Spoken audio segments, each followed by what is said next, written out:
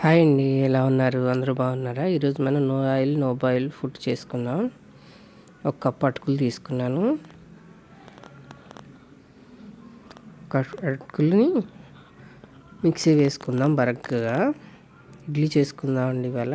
Healthy idli. Sugar పేషెంట్లకి, health problems ఉన్న వాళ్ళందరికీ హెల్తీ ఇడ్లీ అండి ఇది.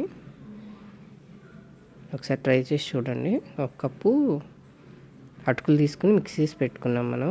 ఇప్పుడు కొబ్బరి పాలు తీసుకుందాం. కొబ్బరి మిక్సీ వేసుకుని కొంచెం నీళ్ళు పోసి మెత్తగా మిక్సీ పట్టుకోండి. ఇప్పుడు గిన్నెలో క్లాత్ వేసుకుని నేను చున్నీ మీద వడపోసానండి. మీ ఇంట్లో ఏది అవైలబుల్గా ఉంటే దాంట్లో వడపోసుకోండి. గిన్నెలో పోసి క్లాత్ 4 వైపులా పట్టుకుని పిండండి. చిక్కగా తీసుకోండి. ఇప్పుడు ఒక కప్పుకి అటుకులు రవ్వ తీసుకున్నాం కదా, అందులో ఒక కప్పు పాలు సరిపోతాయండి. పోసి బాగా కలపండి. కొంచెం కొంచెం పోసుకుంటూ బాగా కలపండి.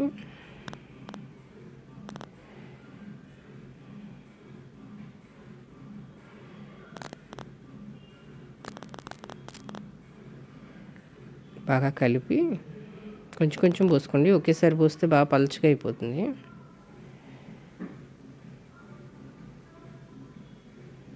ఇది హెల్దీ ఇడ్లీ అండి, ఎవరైనా తినచ్చు. కొంచెం జీలకర్ర పొడి వేస్తున్నాను. మీకు ఇష్టమైతే వేసుకోండి, లేకపోతే వేసుకోపోయినా పర్లేదు. అరుగుదల కోసమని నేను కొంచెం జీలకర్ర పొడి వేసాను. ఇప్పుడు ఇడ్లీ ప్లేట్లో ఒక కాటన్ క్లాత్ తీసుకోండి. నేను కర్చీఫ్ తీసుకున్నాను.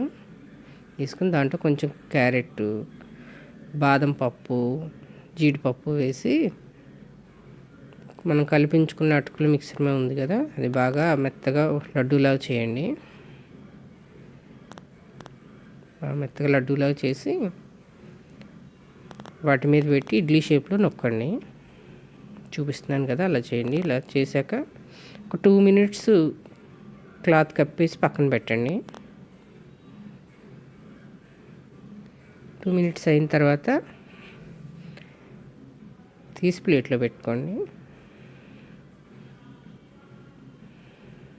చూసి కామెంట్ చేయటం కాదండి, ఒకసారి తిని ఎలా ఉందో టేస్ట్ చూసి అప్పుడు కామెంట్ చేయండి. Healthy idli, no oil no boil recipes.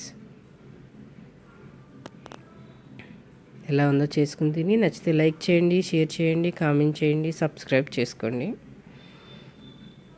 చేసినప్పుడు ఎలా వచ్చినాయో చూపించినప్పుడు మీరు చేసుకున్నప్పుడు కూడా అదేలా రావాలండి.